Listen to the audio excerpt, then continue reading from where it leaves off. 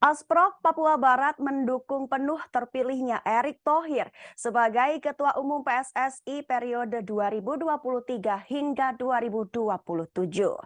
Melalui Faisal Kelian selaku Ketua Asprof Papua Barat, mereka ingin agar sepak bola di Papua Barat berkembang secara luas dan maju di bawah pimpinan PSSI yang baru dan energik. Untuk informasi selengkapnya akan dilaporkan oleh wartawan Tribun Papua Barat, Marvin Raubabah. Silahkan rekan Raubabah untuk laporannya. Baik, terima kasih rekan Yesi dan juga Tribuners di mana saja Anda berada. Dapat saya laporkan langsung dari Manokwari, Papua Barat.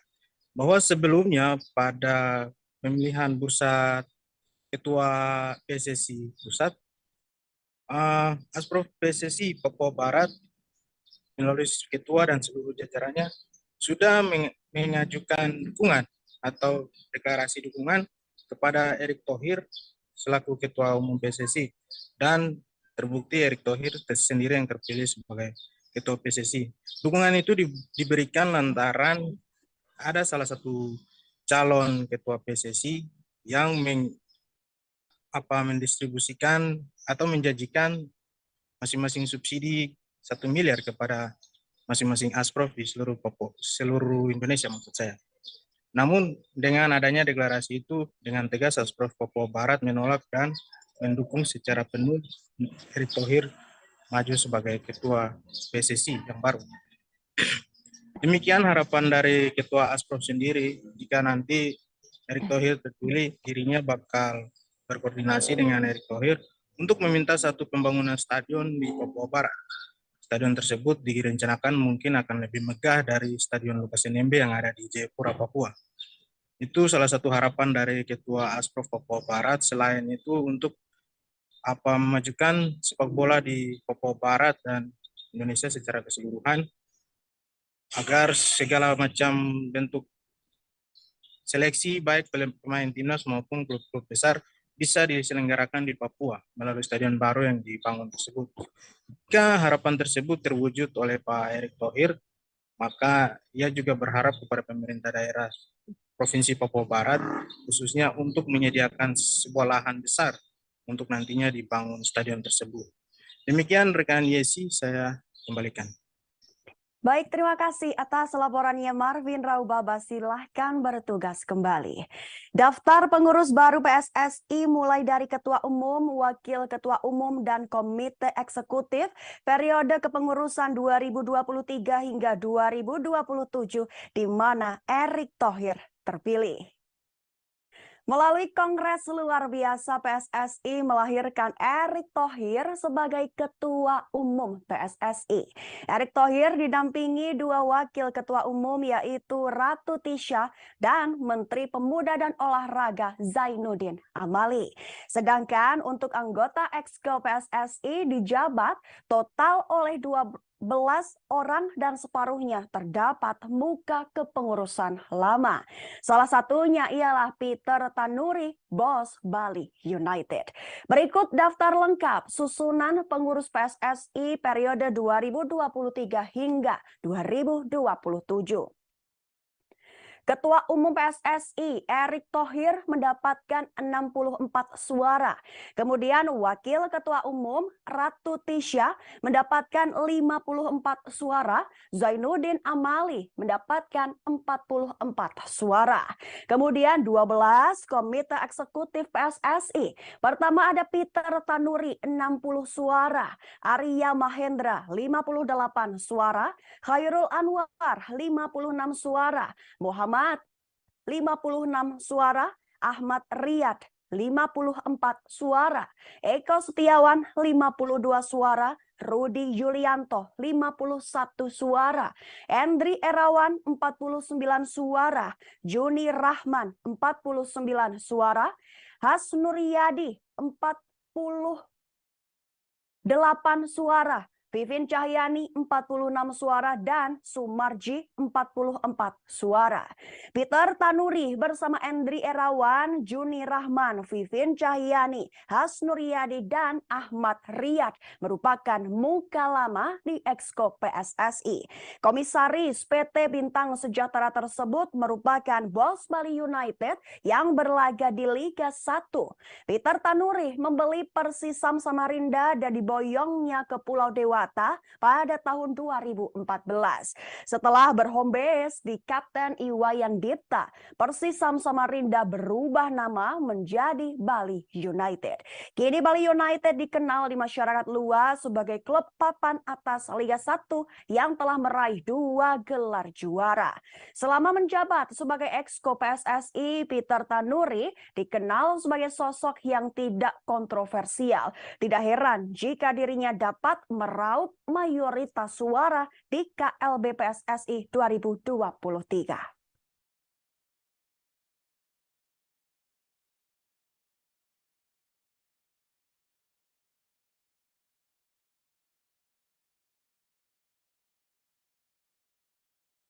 Media asing turut menyoroti terpilihnya Erick Thohir sebagai Ketua Umum PSSI periode 2023 hingga 2027 dengan membawa-bawa kasus tragedi Kanjuruhan.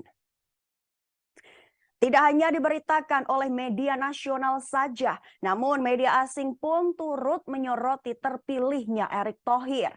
Berdasarkan penelusuran tribunnews.com, setidaknya ada 2 media asing yang ikut menyoroti. Mereka adalah media asal Qatar dan media dari Malta. Media asal Qatar memberitakan terpilihnya Erick Thohir menjadi Ketua Umum PSSI dengan judul mantan pemilik Inter Milan menjadi Ketua Federasi Sepak Bola Indonesia. Pada awal artikel, media asal Qatar menyebut bahwa Erick Thohir merupakan salah satu sosok berpengaruh di sektor ekonomi Asia Tenggara. Lalu, artikel tersebut juga menyoroti peran Erick Thohir sebagai sosok yang ikut berkampanye dalam pencalonan Joko Widodo dalam Pilpres 2019 hingga kepemilikan atas klub sepak bola Inter Milan dan DC United. Setelah itu dilanjutkan dengan pernyataan Erick Thohir terkait hal yang akan dilakukan seusai terpilih menjadi Ketua Umum PSSI, yaitu memberantas kasus match fixing dengan mengundang FIFA. Lebih lanjut, media asal Qatar itu juga menuliskan jika terpilihnya Erick Thohir terjadi 4 bulan seusai tragedi Stadion Kanjuruhan yang menewaskan lebih dari ratusan korban jiwa. Lalu di akhir artikel, media asal Qatar menyoroti jika Ketua Umum PSSI sebelumnya Muhammad Iryawan atau Iwan Bule yang dituntut mundur seusai tragedi tersebut. Tak sampai di situ, media asal Qatar juga menyoroti foto Iwan Bule bersama Presiden FIFA Gianni Infantino yang mengadakan fan match sesaat setelah tragedi Kanjuruhan tersebut. Sementara media asing lain yaitu media Malta juga turut memberitakan terpilihnya Erick Thohir sebagai Ketua PSSI. Senada dengan media asal Qatar, media asal Malta ini juga membawa-bawa tragedi Kanjuruhan dalam artikel yang ditulisnya. Selain itu, media asal Malta turut menuliskan terkait profil Erick Thohir yang merupakan salah satu pemilik dari klub sepak bola Oxford United serta Persis Solo bersama anak Presiden Joko Widodo, Kaisang Pangarep.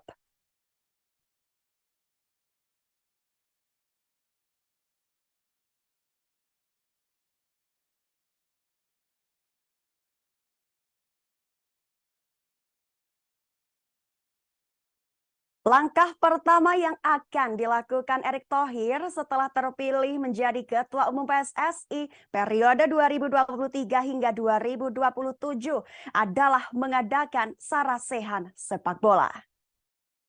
Sarasehan sepak bola menjadi salah satu agenda yang akan dilakukan Erick Thohir setelah terpilih. Acara Sarasehan itu dimaksudkan untuk mencari formula untuk meningkatkan prestasi sepak bola nasional. Terpilihnya Erick Thohir diharapkan akan membawa perubahan yang lebih baik untuk sepak bola di Indonesia. Untuk mewujudkannya, Erick Thohir menegaskan perlu dukungan dari semua pihak dan kalangan. Sehingga langkah pertama yang akan ia lakukan adalah menggelar Sarasehan sepak bola. Dalam pidato pertamanya setelah terpilih, Erick sempat bertanya perihal pelaksanaan Sarasehan tersebut. Dan ia menyampaikan jika Sarasehan sepak bola nasional akan digelar pada 2 pekan mendatang. Dalam kegiatan Sarasehan sepak bola nantinya akan mengundang dari beberapa unsur, termasuk Liga 1, Liga 2, wasit, dan elemen sepak bola lainnya. Harapan dari hasil kegiatan Sarasehan tersebut, ia ingin dapat tercipta target yang jelas untuk jangka pendek, menengah, hingga jangka panjang.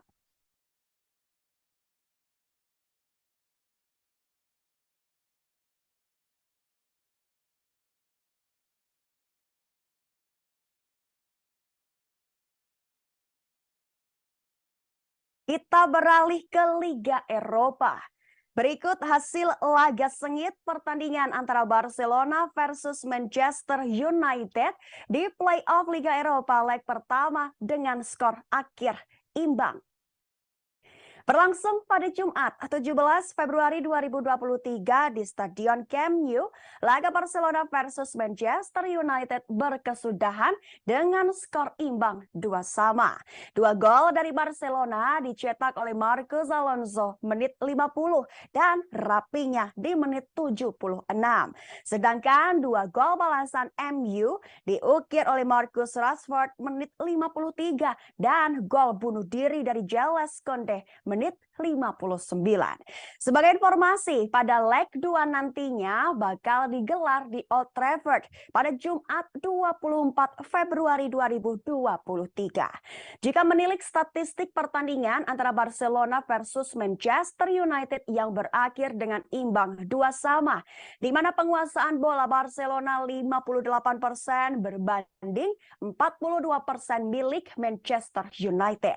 Sedangkan tendangan on target di mana Barcelona mendapatkan 7 berbanding 5 milik Manchester United. Tendangan off target Barcelona 8 dan Manchester United 7. Sepak pojok yang dilakukan Barcelona sebanyak 8 kali berbanding 5 yang dilakukan Manchester United. Sedangkan kartu kuning yang didapatkan Barcelona adalah 2 kartu berbanding 4 kartu yang didapatkan Manchester United. Jika menilik perjalanan pertandingan secara singkat, pada laga Super Big Match kali ini Barcelona tetap menggunakan formasi idamannya, yaitu 4-3-3. Sedangkan Ten Hag menempatkan Weghorst sebagai ujung tombak MU dengan menggunakan formasi 4-2-3-1. Jalannya pertandingan di babak pertama berakhir dengan skor kacamata. Padahal kedua tim juga melakukan jual beli serangan.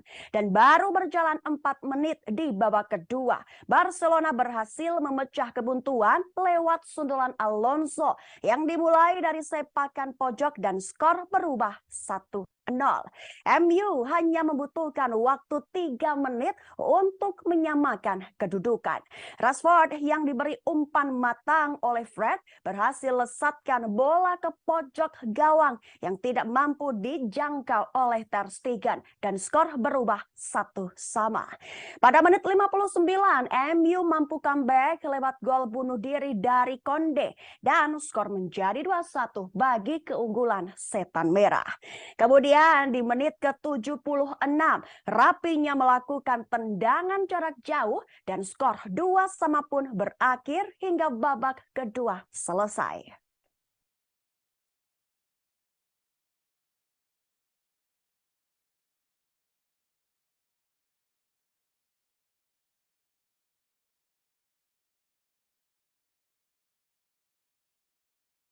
Tampil solid, Juventus berhasil menahan imbang Nantes di play-off Liga Eropa leg pertama pada Jumat 17 Februari 2023 dini hari waktu Indonesia Barat. Berlangsung di Allianz Stadium, Nantes berhasil tahan imbang Juventus dengan skor 1-1. Gol Juventus diukir oleh Dusan Vlahovic menit 12, sedangkan Nantes dilesatkan oleh Ludovic Blas menit 60. Sementara untuk pertandingan leg kedua, nantinya bakal dijadwalkan di markas Nantes pada Jumat 24 Februari 2023. Jika menilik statistik pertandingan antara Juventus versus Nantes yang berakhir dengan imbang 1-1, di mana penguasaan bola Juventus 56% berbanding 44% milik Nantes. Sedangkan tendangan on target di mana Juventus mendapatkan 6 berbanding 1 milik Nantes. Tendangan off target Juventus 6 dan Nantes 4. Sepak pojok yang dilakukan Juventus sebanyak 3 kali berbanding 5 kali yang dilakukan Nantes. Sedangkan untuk kartu kuning yang didapatkan Juventus adalah 2 kartu berbanding 3 kartu yang didapatkan Nantes. Jika menilik perjalanan pertandingan secara singkat, pelatih Juventus Massimiliano Allegri kembali ke formasi andalannya, yaitu menggunakan formasi 4-3-3. Sedangkan Nantes hanya menempatkan 1 striker di depan dengan formasi 4-5-1. Tampil di depan ribuan pendukungnya, Juventus tampil menyerang di menit-menit awal babak pertama. Tidak kendorkan serangan, Juventus berhasil memecah kebuntuan lewat lesatan Vlahovic di menit ke-12 dan skor berubah 1-0. Terpantau hingga menit 30 baik Juventus dan Nantes saling jual beli serangan. Nantes kerap kali buntu jika mencapai pertahanan Juventus. Hingga peluit dibunyikan, skor 1-0 untuk Juventus bertahan hingga turun minum. Nantes yang mengandalkan serangan balik mampu samakan kedudukan lewat Ludovic Blas di menit 60 dan skor pun menjadi imbang 1-1. Dan hingga menit normal 90 selesai dan ditambah 5 menit, akhirnya pertandingan antara Juventus versus Nantes tetap berakhir imbang 1-1.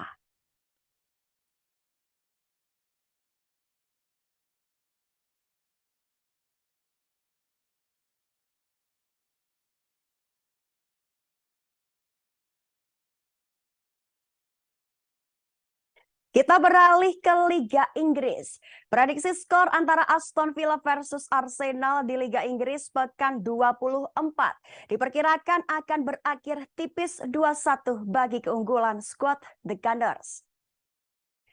Berduel pada Sabtu 18 Februari 2023 di Stadion Villa Park, duel Aston Villa versus Arsenal, kick off pukul 19:30 waktu Indonesia Barat. Tampaknya The Gunners diprediksi bakal bangkit dan memenangkan laga kontra Aston Villa dengan skor tipis 2-1. Pasalnya dalam 3 laga terakhir mereka, Arsenal torehkan hasil minor dengan koleksi 2 kekalahan dan sekali imbang.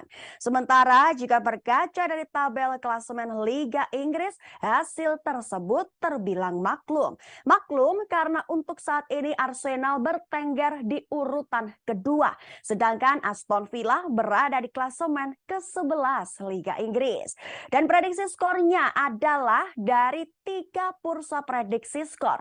Semuanya memperkirakan jika Arsenal akan menang tipis 2-1 atas Aston Villa.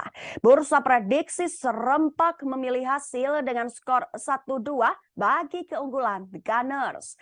Dari rekor head to head dalam 5 laga terakhir, Arsenal memang lebih unggul atas Aston Villa. Arsenal telah memenangkan 3 laga kontra Aston Villa, sedangkan Villans hanya torehkan 2 kemenangan saja.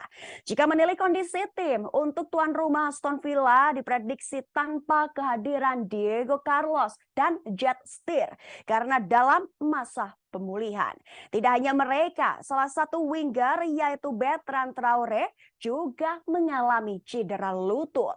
Sedangkan Arsenal hanya diprediksi akan tanpa kehadiran dua pilarnya, yaitu Gabriel Jesus dan Mohamed Elneny karena keduanya mengalami cedera lutut. Sedangkan untuk Thomas Partey yang telah pulih diprediksi hanya menjadi pemanis bangku cadangan.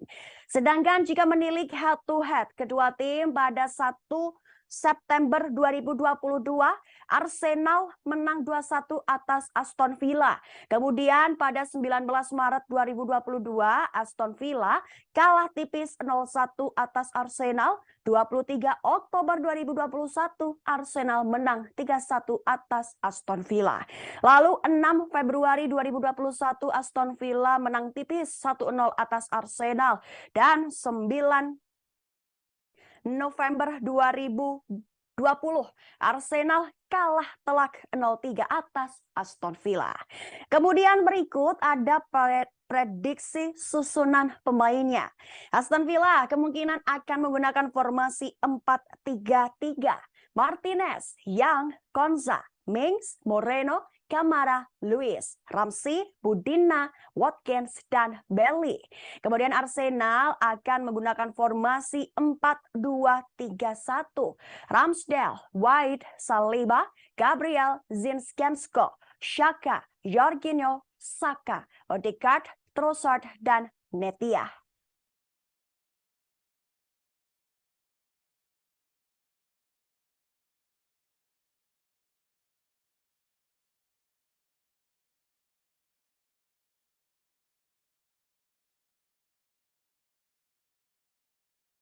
UEFA diminta untuk mencegah investor Qatar untuk membeli klub Manchester United pada bursa penjualan klub musim ini dan berikut update-nya.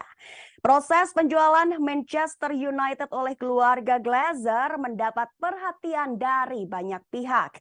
Satu di antara pihak yang memberikan perhatian tersebut adalah Fair Square Project, sebuah lembaga non-profit yang bergerak di bidang keterbukaan di dunia olahraga. Fair Square Project meminta UEFA menolak pihak investor Qatar untuk membeli Manchester United. Mereka memiliki dasar untuk meminta UEFA melakukan aksi tersebut. Lantaran lembaga ini memandang jika pembelian skuad Setan Merah oleh investor Qatar berpotensi besar menimbulkan konflik kepentingan. Fair Square menunjukkan ketidakpuasan dengan minat investor Qatar membeli MU melalui surat. Surat tersebut mereka kirimkan kepada UEFA. Fair Square melihat bila investor Qatar membeli Manchester United, maka akan ada benturan kepentingan dengan PSG. Sebagaimana diketahui, PSG dimiliki oleh investor dari Qatar lewat QSI-nya. Memang investor yang menaruh minat membeli MU berada dari QSI. Namun Fair Square mendasari alasan mereka dengan tidak adanya lembaga investasi Qatar yang bisa lepas dari pengaruh pemerintah. Terlepas dari protes di atas, investor Qatar menjadi salah satu kandidat kuat memiliki Manchester United untuk periode selanjutnya. Mereka memiliki program untuk memperbaiki reputasi Setan Merah di kancah Eropa bahkan dunia. Perombakan tim dan tempat latihan menjadi dua di antara banyak program yang disiapkan untuk kedepannya. Selain itu, mereka tidak akan keberatan melempar tawaran membeli MU di kisaran 5 miliar pound sterling.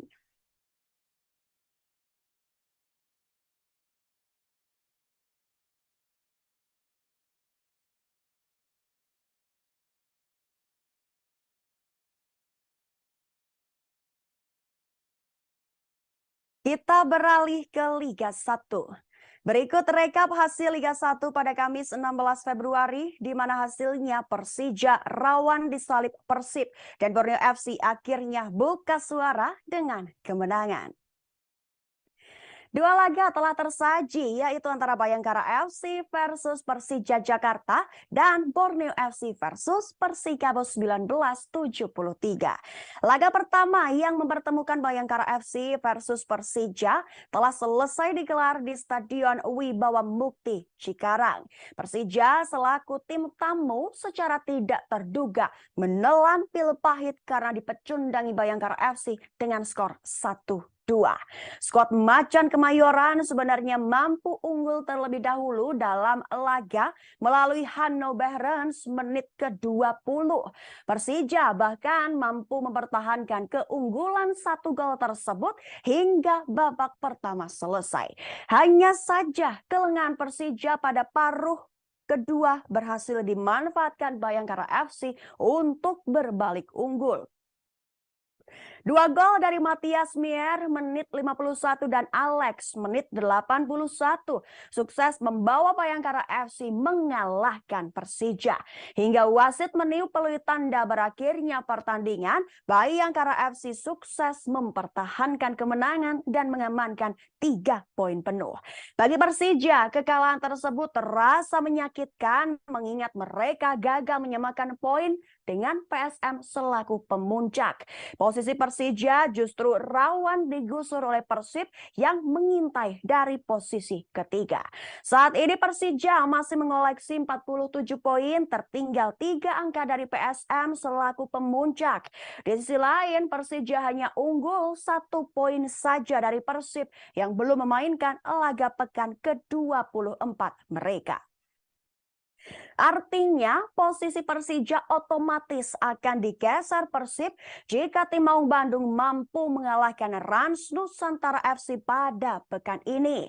Sementara itu nasib baik akhirnya berpihak kepada Borneo FC saat bertemu Persikabo 1973 di Stadion Segiri. Bermain di depan pendukungnya sendiri, Borneo FC akhirnya buka puasa kemenangan setelah mendapatkan kekalahan dalam 3 laga beruntun. Secara brilian, Borneo FC mampu mengempaskan Persikabo 1973 dengan skor 3-1. Ketiga gol kemenangan Borneo FC dihasilkan oleh Stefano Lillipali menit 11, Adam Alis menit 46 dan Mateus Bato menit 82. Gol hiburan Persikabo dihasilkan oleh Silvio Rodriguez ketika laga memasuki menit 23. Dengan kemenangan tersebut, Borneo FC berhak menempati posisi 5 besar dengan koleksi 40 poin.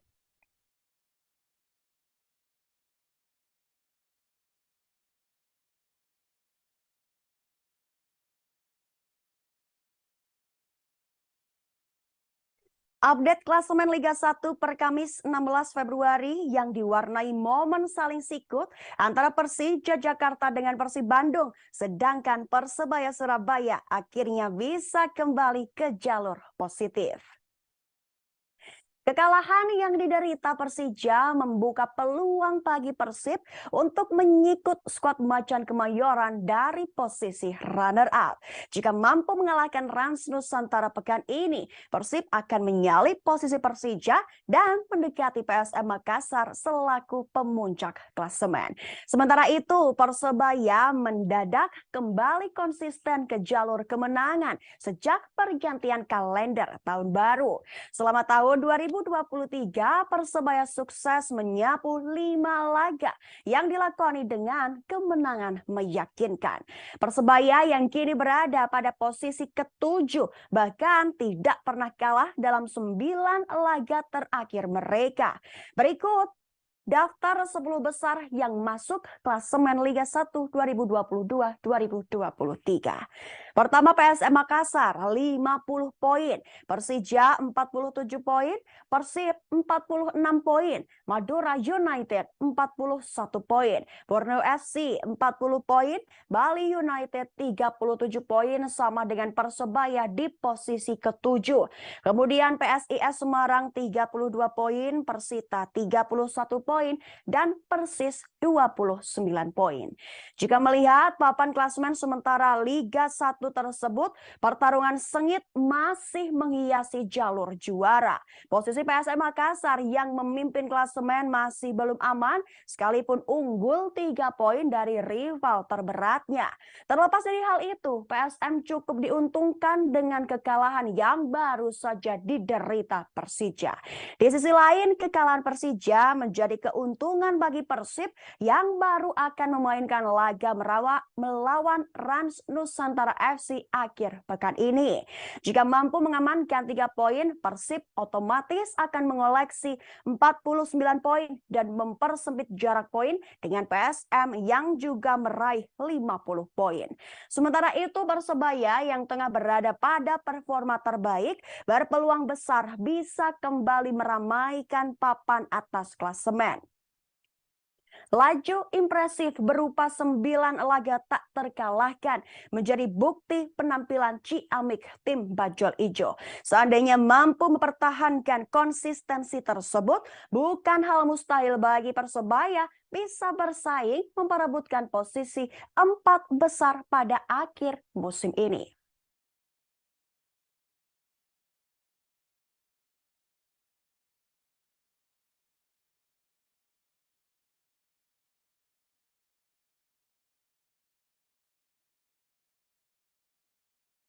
Jadwal pertandingan bola malam ini yang menyajikan sejumlah pertandingan mulai dari Liga 1, Liga Italia, Liga Spanyol, Liga Jerman, hingga Liga Prancis.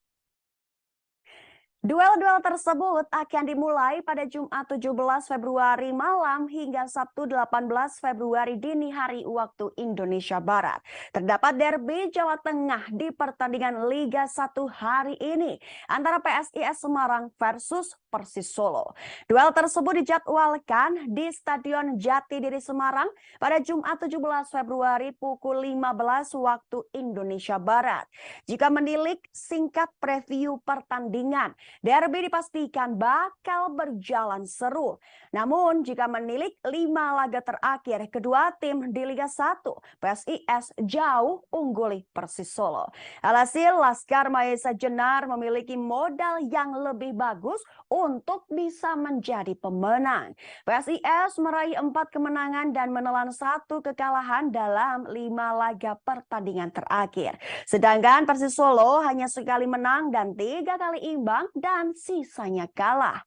Untuk saat ini PSIS bertengger di posisi ke-8 dengan mengemas 32 poin. Sedangkan tim tamu Persis Solo hanya berada di urutan ke-12 dan torehkan 29 poin. Susunan pemainnya diprediksi jika PSIS Semarang akan menggunakan formasi 4-3-3. Adi Satrio, Taufik Hidayat, Alfreanda Dewangga, Wahyu Prasetyo, Fredian Wahyu, Rido Syuhada, Lutfi Kamal, David Maulana, Teizi Marugawa, Vitinho, dan Harindur. Sedangkan prediksi susunan pemain Persis Solo yang akan menggunakan formasi 4-3-3. Gianluca, Gavin Kwan, Rian Miziar, Arif Budiono, Sutanto Tan, Sultan, Alexis Mesindoro, Rio Matsumura, Alfat Fatir, Samsul Arif, dan Ferdinand Sinaga. Selain laga PSIS versus Persis, dilanjutkan laga antara PSS Sleman versus Dewa United pada pukul 17 waktu Indonesia Barat. Sedangkan untuk Liga Italia sendiri, Napoli bakal bersua dengan Sassuolo. Kemudian di Liga Prancis, Auxerre akan menjamu Lyon di Stade des Champs Stadion. Berikut jadwal bola selengkapnya. Liga 1 pada Jumat 17 Februari pukul 15 waktu Indonesia Barat, PSIS Semarang versus Persis Solo. Kemudian pukul 17 waktu Indonesia Barat, PSS Sleman versus Dewa United. Kedua, Liga Italia. Sabtu 18 Februari 2023 dini hari pada pukul 2:45 waktu Indonesia Barat, Sassuolo versus Napoli. Liga Spanyol Sabtu 18 Februari pukul 3 dini hari waktu Indonesia Barat, Girona versus Almeria.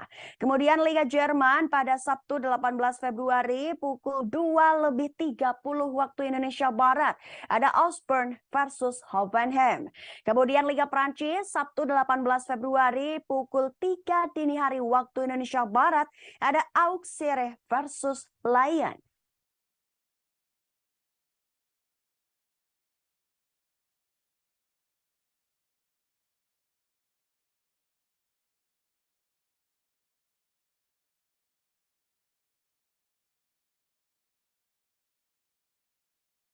Dari berita bola, kita beralih ke berita tinju.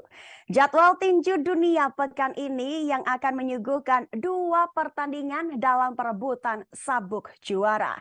Pertarungan yang digelar Minggu 19 Februari 2023 hadir dari kelas ringan versi badan tinju WBA demi perebutan sabuk juara pertama. Ada laga antara Gary Cooley versus Flores Wilfredo. Duel tinju antara Gary versus Flores akan memperebutkan gelar kelas ringan Intercontinental WBA. Sedangkan satu laga lain akan tersaji dari kelas bulu versi WBA. Akan ada Leigh Wood yang akan mempertahankan gelarnya dengan melawan Mauricio Lara. Bagi Leigh Wood, laga ini bak melanjutkan momentum yang ia dapat dalam beberapa waktu terakhir. Kemenangan melawan Chan Shu bak memberikan dorongan baru bagi karirnya. Selain memastikan diri menjadi juara dunia, laga itu juga menjadi ajang pembuktian kemampuan bertinjunya yang ciamik. Ia sukses mempertahankan gelarnya saat mendapat tantangan dari Michael Conlan pada 12 Maret 2022 lalu. Kini Mauricio Lara akan menjadi ujian keduanya dalam mempertahankan gelar. Sementara itu bagi Gary Cooley juga dalam misi untuk membuktikan diri. Meski baru berusia 27 tahun, petinju berjuluk The Diva itu sedang dalam performa yang luar biasa. Ia tidak terkalahkan dalam 15 pertandingan tinju profesionalnya. Gelar juara kelas ringan Intercontinental WBA akan melengkapi pencapaian yang sedang berada di atas. Dan berikut jadwal tinju dunia pekan ini. Minggu 19 Februari 2023 pukul 2 dini hari waktu Indonesia Barat, Gary Cooley versus Flores Wilfredo perebutan sabuk juara kelas ringan Intercontinental WBA. Kemudian pukul 2 dini hari waktu Indonesia Barat, Leigh Wood versus Mauricio Lara perebutan sabuk juara kelas bulu WBA. Kemudian pukul 6 waktu Indonesia Barat ada Luis Neri versus Azat Hovhannisyan di kelas bantam super.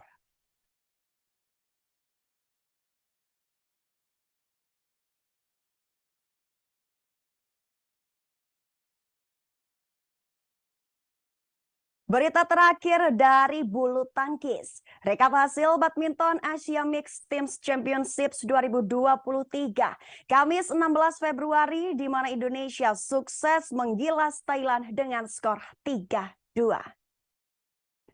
Berlangsung di Dubai Exhibition Center Uni Emirat Arab.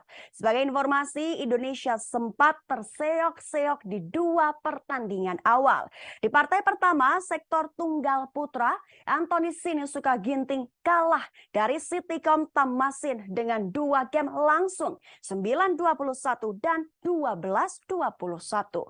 Hasil kurang apik kembali diraih skuad Indonesia di sektor tunggal putri. Gregoria Mariska Tunjung harus mengakui keunggulan Busanan Ongbom Rangpan setelah kandas lewat 2 set dengan skor akhir 18-21 dan 15-21. Setelah dilanda 2 kekalahan beruntun, kemenangan akhirnya berhasil diraih lewat sektor ganda putra. Dengan melakoni duel sengit, Fajar Alfian Rian Ardianto akhirnya bisa mengatasi perlawanan Paranyu Kausamang Werapol Tong Sanga dengan skor akhir 21-13, 19-21, dan 21-16. Kemenangan pun berlanjut lewat ganda putri, di mana Apriani Rahayu Siti Fadia Silva Ramadanti sukses mengalahkan Ben Yapa Aimsart Nuntakarn Aimsart dengan skor 18-21, 21-16, dan 21-14. Hingga di laga pamungkas, ganda campuran Rinov Rivaldi Pita Haningtyas Mentari juga meraih hasil manis setelah mengandaskan Paka Ponterat Sakul Pita Imas Monwong dengan skor 21-18 dan 21-19. Dengan kemenangan 3-2 itu, Indonesia pun sukses meraih predikat juara Grup C. Hasil itu membuat Indonesia dipastikan lolos ke babak perempat final BAMTZ 2023. Meski menelan kekalahan, Thailand juga akan menemani Indonesia di babak perempat final BAMTZ 2023. Dan berikut juga ada daftar negara yang besar. Grup A, Korea, Cina. Grup B, India dan Malaysia. Grup C, Indonesia dan Thailand. Grup D, Jepang.